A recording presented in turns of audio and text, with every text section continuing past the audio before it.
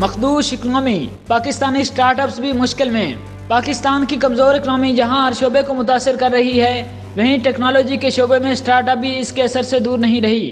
International news portal rest of the world کے مطابق پاکستان میں سٹارٹ اپس میں ہونے والی سرمایہ کاری میں 80% تک کمی آ چکی ہے۔ رپورٹ میں بتایا گیا ہے کہ سال 2022 کے پہلے 3 ماہ میں سٹارٹ اپس میں $172 ملین، دوسری سمائی میں $102 ملین، تیسری سمائی میں $65 ملین اور 2022 کے آخری 3 مہینوں میں صرف $15 ملین کی سرمایہ کاری کی گئی۔